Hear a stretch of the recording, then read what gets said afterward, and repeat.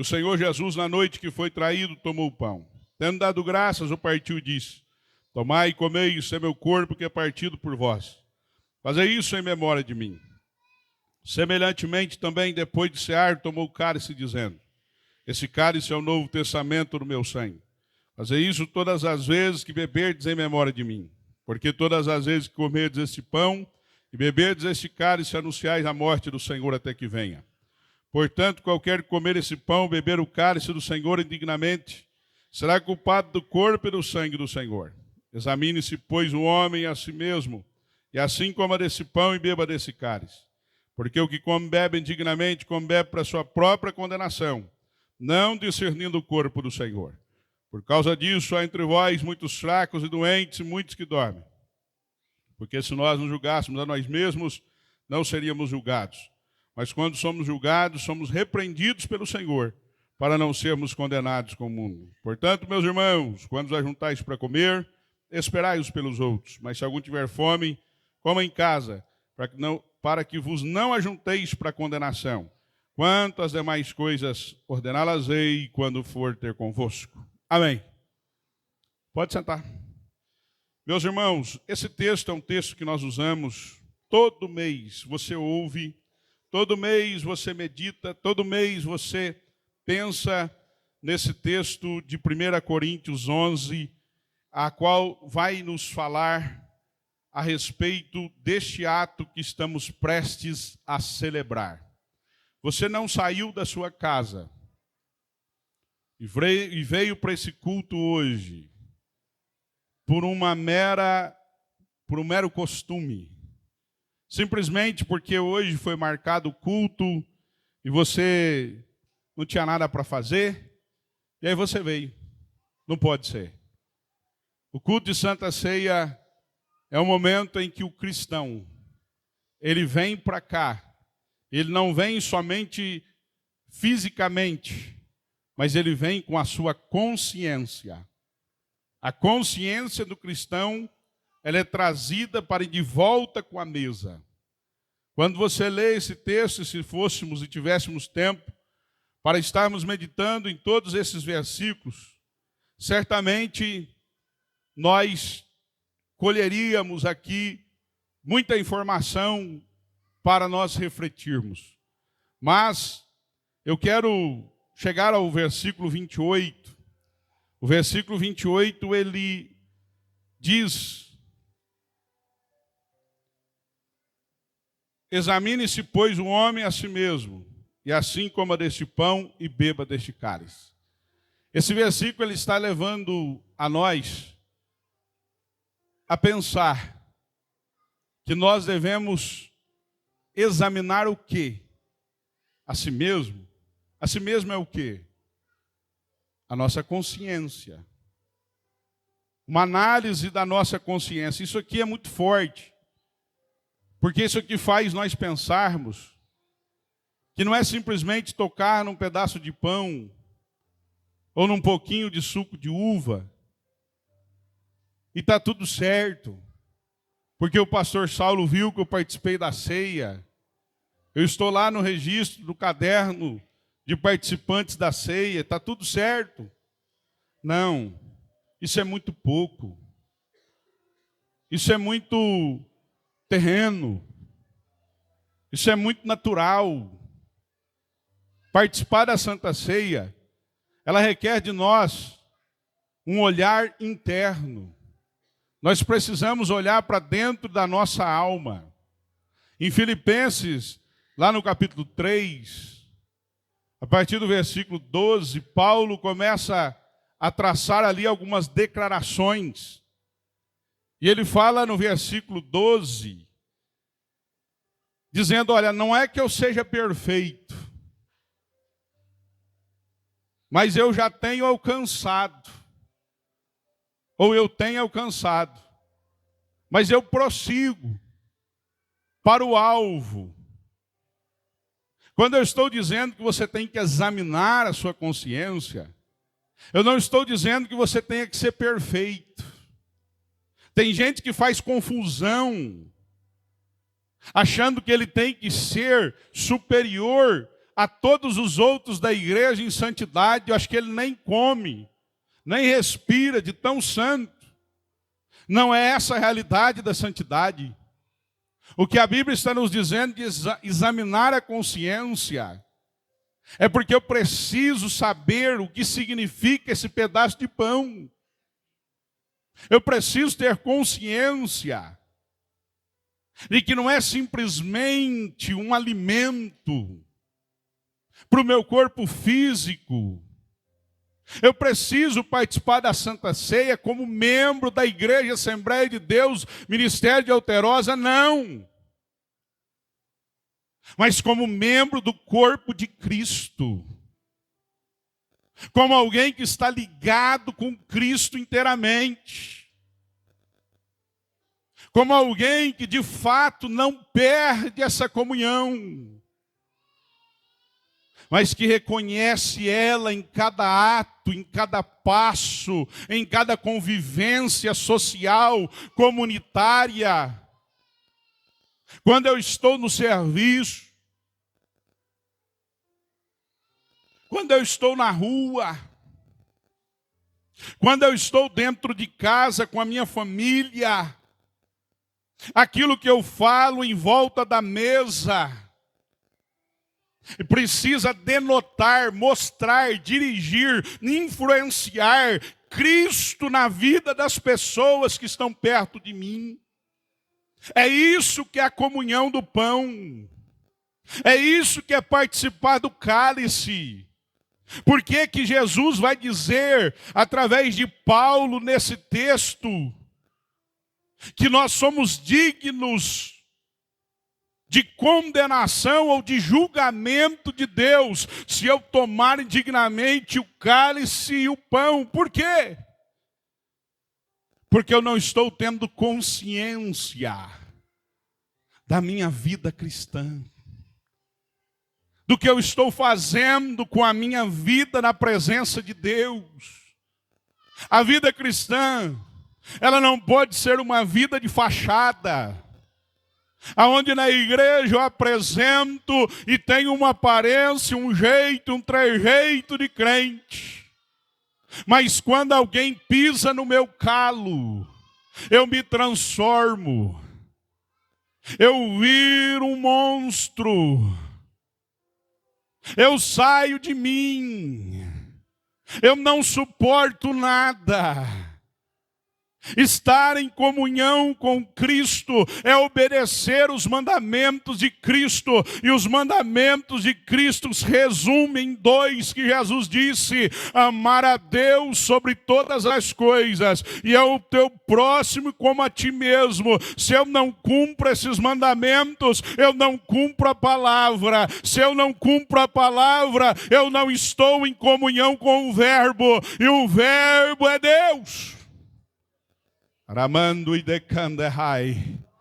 Pastor Oséias, o senhor demora para vir e quando vem com uma palavra dessa. Ei, meu irmão, você pode até ficar com vontade que eu não volte mais, não tem problema. Pastor Saulo está aqui pregando todo dia, mas eu quero dizer uma coisa para você. Eu posso ir aonde eu for, eu vou continuar sendo boca de Deus, profeta de Deus, porque Ele me chamou para ser. Aramando e decai. E não é com raiva, com ódio, com rancor, é com amor. Sabe por quê? Porque nós estamos indo para o céu. Ser crente para ficar na terra não tem interesse nisso. Ser crente para não estar lá no céu não adianta nada. Ser crente para estar no livro de registro da Santa Ceia na igreja, mas não está no livro onde está anotado os nomes dos salvos, não adianta nada. Tem que examinar a consciência. Sabe para quê? É o texto que diz. Porque quando eu julgo a mim mesmo, eu examino a mim mesmo, eu resolvo a minha situação.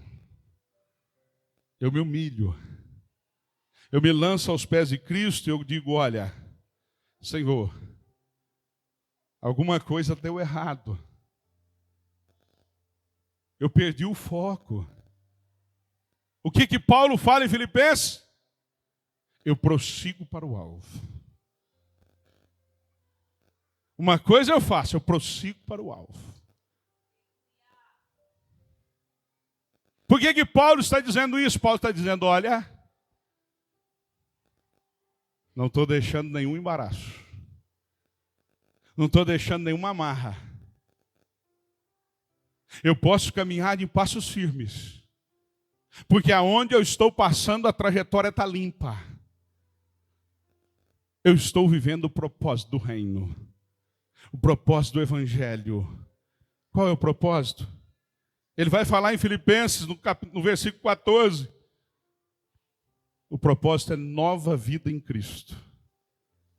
É a salvação em Cristo Jesus. É por isso que nós participamos da ceia. Se eu não tenho consciência de que esse pão que vai ser partido daqui a pouquinho, e ele é partido porque os nossos pecados moeram o corpo de Jesus. Assim como esse pão vai ser moído, partido em vários pedaços. Foi assim que o corpo de Cristo foi feito por causa de mim e de você, dos nossos pecados. Eu tenho que ter consciência que esse pedaço de pão que vai chegar até você representa o evangelho na tua vida.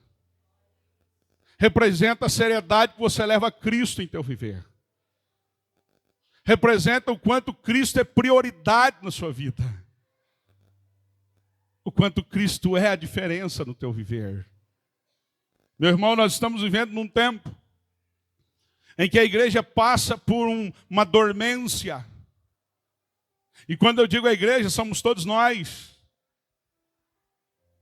Quando você olha para a parábola das virgens, todas adormeceram. As prudentes e as insensatas. É diferente de salvação, é a dormência no caminho. E hoje me parece que estamos num tempo de dormência. Às vésperas da meia-noite, quando o noivo está vindo, quando haverá um clamor, um grito, uma trombeta que vai soar, dizendo que o noivo vem, nós estamos adormecidos. Mas adormecidos no quê, pastor? Porque não tem mais milagres, porque não tem mais curas. Não, isso tem. Sabe o que é adormecidos? Porque quando Cristo está operando em mim, eu estou vivo. Eu sou um organismo vivo. Aí o fruto do Espírito está em mim. E quando o fruto do Espírito está amadurecido em mim, eu vivo a bondade. Eu vivo a misericórdia, eu vivo o amor, eu vivo a longanimidade. O meu relacionamento com as pessoas. Fruto do Espírito fala de relacionamentos com os outros. Fala da convivência com os outros. E você já viu como estamos intolerantes? Você já viu como nós nos levantamos a cada dia como opositores uns dos outros? Você já viu que ao invés de nós guerrearmos para um lado só, parece que nós queremos guerrear uns com os outros, como aqueles inimigos do povo de Israel, que Deus confundia e começava a brigar um com o outro, e de repente um exército aniquilado de uma vez só, sem ninguém precisar pegar na espada? Basta alguém falar uma palavra. Eu não toco mais na banda. O maestro não me viu. Eu não participo do círculo de oração mais. Porque nem fez conta de mim. Parece que não estamos servindo mais o reino. Parece que estamos servindo as outras pessoas e depende do relacionamento com as outras. Quando nós deveríamos dar o quê? O fruto do Espírito. Amor, bondade, paz. Quem chega perto de nós recebe isso. Fruto é para isso, não é para nós, né? Você entende que fruto não é para... A árvore não gera fruto para ela comer. A árvore gera fruto para os outros. Então, quando tem o fruto do Espírito amadurecido em mim, não é eu que sou beneficiado. Você entende isso? Você compreende isso? Que aquele problema dentro da sua casa, na sua família, às vezes é falta de buscar a presença de Deus e buscar o fruto do Espírito que resolve todo problema lá.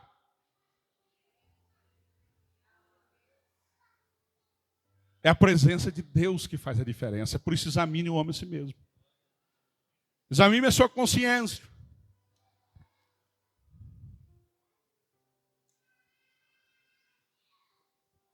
Quanto nós estamos lutando pelo reino? Quantas vezes, como diz o versículo 32, para que nós não venhamos ser julgados e repreendidos pelo Senhor. Você entende que a Bíblia está dizendo ali que quando eu não examino a minha consciência, não faço um julgamento da minha posição no reino, minha posição no Evangelho, de viver o Evangelho de fato, Deus me julga se eu participar da Santa Ceia dessa forma. E a Bíblia diz que Ele me repreende. Em outras versões diz que Ele vai trazer correção.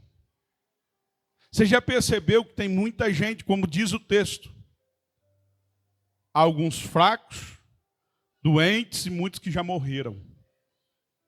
É a Bíblia que está dizendo, é o texto de Santa Ceia, é o culto de Santa Ceia, eu estou pregando no tema.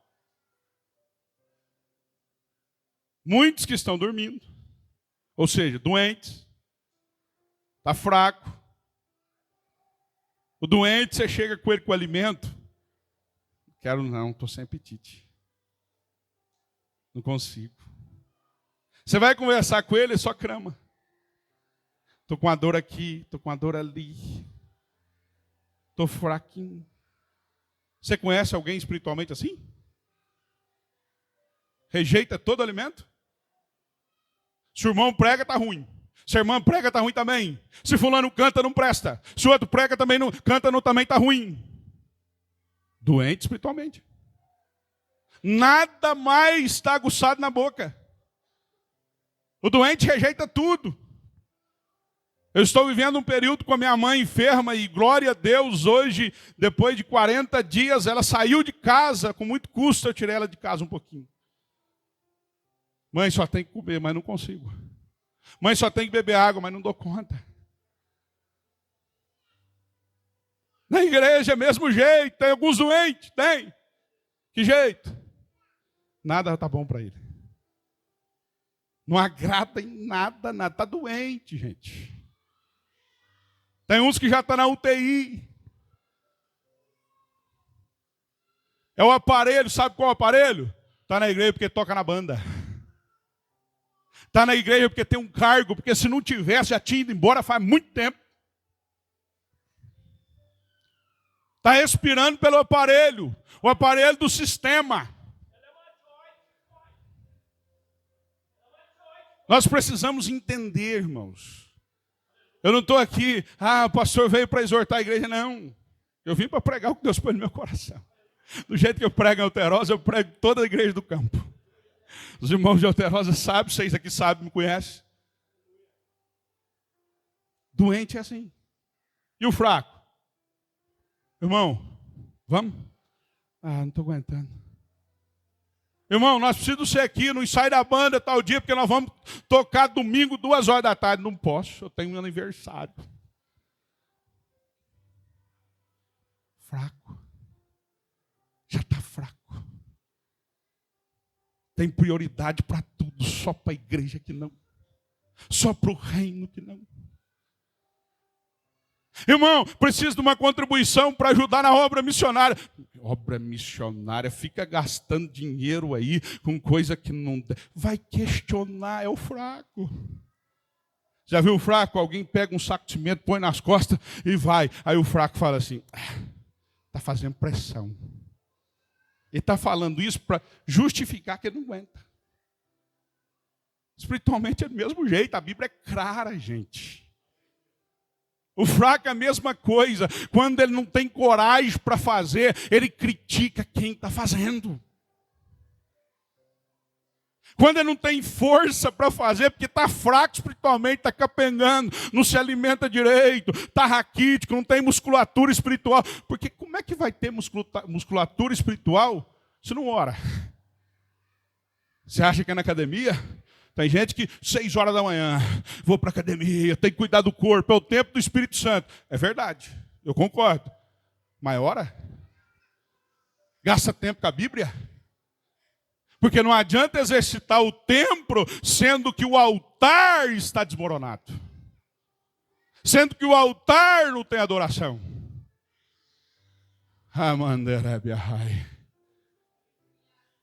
Está fraco. Está raquítico. Ah, pastor, mas o que é isso? Que palavra é essa? Sabe o que é?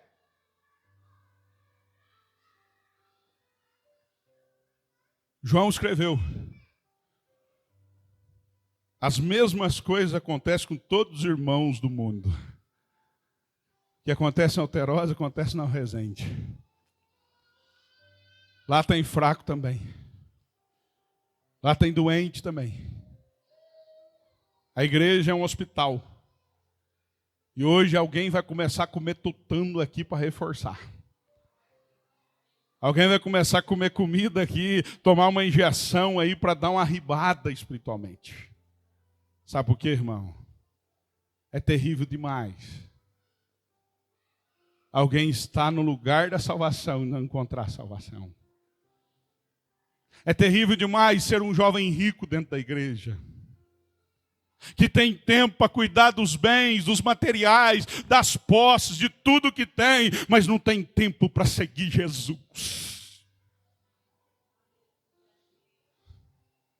Ter a oportunidade de estar com o mestre e rejeitar. Por quê? Porque tem que se desgastar com os bens terrenos, que é passageiro.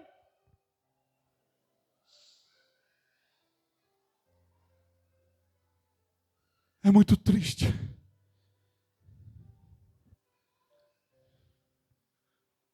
Pessoas como Nicodemos, que ouviu a maior pregação salvífica que esse mundo ouviu, e que é pregoado em todo o tempo, e você não vê a história de Nicodemos mais, porque ele ouviu, mas ele não teve coragem de deixar sua posição. Ele não teve coragem de rejeitar o seu status. Tem gente que tem um status, e ele tem que manter o status na sociedade, sendo que Jesus está dizendo, só vem me servir. Só vem me servir.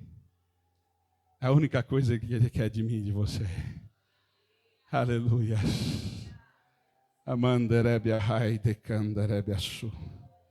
Eu encerro para a gente participar da ceia, para mim não extrapolar no horário. Versículo 15 de Filipenses diz que nós devemos estar espiritualmente maduros, na mesma maneira de pensar. Se algum pensa diferente, Deus vai tornar as coisas claras. Nós devemos ter o mesmo pensamento. Quando estamos cercando a mesa, nós estamos aqui para a glorificação da obra expiatória de Cristo. Ele morreu para que você vivesse. Ele levou sobre ele os seus pecados. Não os dele, porque ele não tinha, mas os teus. Ele trouxe cura sobre as tuas enfermidades espirituais. Porque o pecado é uma doença.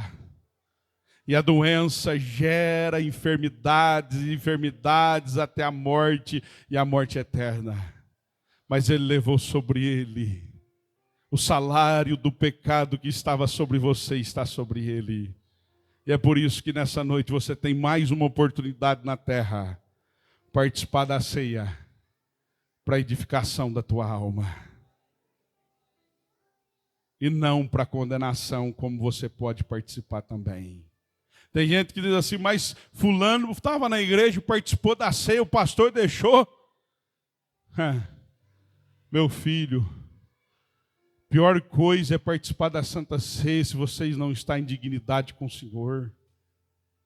Isso não recai sobre o pastor, mas recai da própria pessoa que não usou a sua própria consciência. vivendo distante do reino e querendo tomar parte das primícias do reino. Deus não aceita. Para poder usufruir das bênçãos do reino, primeiro tem que estar inserido no reino e viver o propósito do reino. Curve a sua cabeça. Pai, eu te louvo nesta noite, Senhor, porque mais uma vez tu me dá a oportunidade de pegar o microfone e falar para inúmeros ouvidos, Pai, e espero, Senhor, que corações também tenham tido a oportunidade de mais uma vez, Senhor, poder serem ministrados pela tua palavra. Ah, Senhor, eu sei que pode ter alguns que rejeitam a tua palavra e não está rejeitando a mim, porque eu simplesmente sou um canal, um servo teu. Mas aqui está a tua noiva, está aquela que tu pagou um alto preço, está aquela que tu cerca de todos os lados. O teu amor é tão grande que ele é profundo, ele é extenso, ele é alto, ele é grandioso e cerca a tua igreja de todos os cantos, ó Pai, trazendo para a consciência do teu reino e a consciência do teu evangelho. E que nessa noite, Pai, aonde tiver um crente vivo na tua presença, aonde tiver um crente que a mensagem do evangelho ainda encontra espaço e que veio participar, Senhor, da ceia tua, Senhor, com alegria na alma e com satisfação no coração, Pai, que o teu Espírito Santo o encontre e que se alegre na tua presença nessa noite. Assim eu oro e eu agradeço por nos ouvir mais uma vez, em nome de Jesus. Amém.